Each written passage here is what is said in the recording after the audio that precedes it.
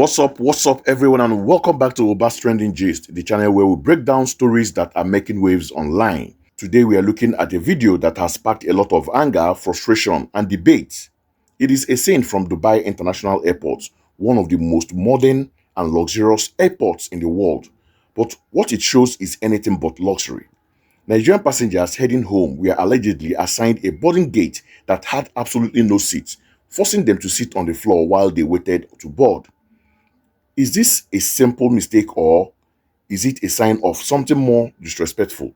A form of discrimination? We are going to watch the video filmed by one of the passengers and then we'll break it all down. So sit back and take a watch. So this is the boarding gate in Dubai going to Nigeria.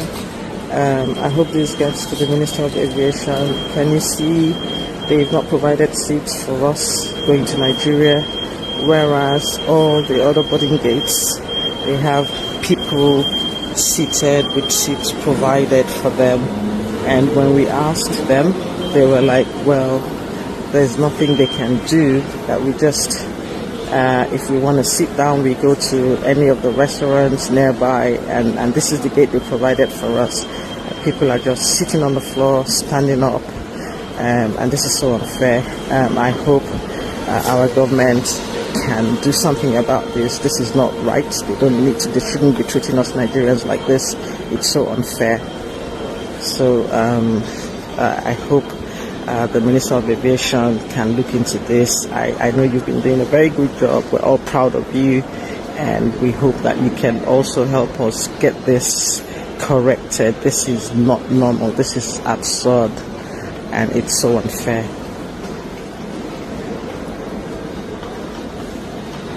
Wow, seeing that, especially the contrast the woman filming point out, is genuinely difficult to watch. You have people, young, old, everyone in between, sitting on a cold, hard floor, leaning against a wall in a multi-billion-dollar facility. It is just not right.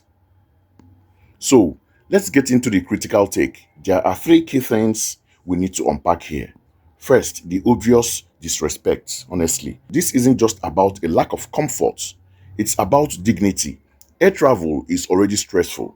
To be treated like an afterthought, to be heading into a sterile corridor with no basic amenities like a chair, is dehumanizing.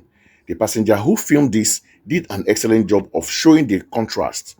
She pants over the railings to show other gates areas downstairs full of seats, with passengers from other flights sitting comfortably. The fact that the area for the Nigerian flight was the one without seating is what makes this so infuriating for so many people. It sends a message, intended or not, that these passengers are less valued.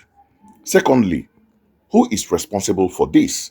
The passenger calls out to the Nigerian Minister of Aviation, and we'll get to that. But the immediate responsibility lies with two entities, the airline and the airport authority. The airline, which from the sign appears to be Emirates, is responsible for the passenger's experience from check-in to landing. They manage gate assignments and boarding processes. Why would they accept a gate for their passengers that is so poorly equipped? Did they fail to ensure adequate facilities were available? Did they get a discount for using a substandard gate? We don't know, but they are the first line of accountability. Then you have Dubai Airport, DXB. They are responsible for the infrastructure. Why does a gate like C12a even exist in this state? Is it a temporary overflow gate? If so, it's a terribly planned one. For an airport that prides itself on being a global leader in customers' experience, this is a massive failure. Their own staff, according to the passenger, basically shrugged and said, "Nothing we can do, go to a restaurant." This is an unacceptable response. And thirdly, the big question, was this discrimination? Now, proving intentional discrimination is always difficult. The airport or airline can always claim it was an operational issue or a last-minute gate change, but we have to look at the import, not just the intent.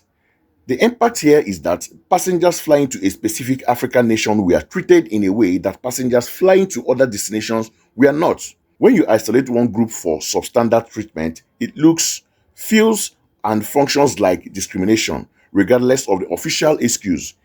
It plays into a very painful narrative that many Nigerians and other African faces when traveling internationally.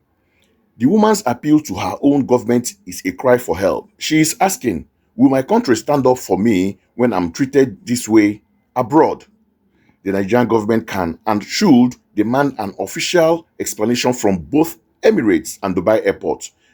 This is about national pride and ensuring its citizens are treated with basic human dignity. So, to wrap this up, whether this was a deliberate act of prejudice or colossal operational blunder, the outcome is the same, a display of profound disrespect. It highlights a bigger issue of how passengers, particularly from certain countries, are sometimes treated. This video is powerful because it's not just complaint, it's evidence. And now, I want to hear from you.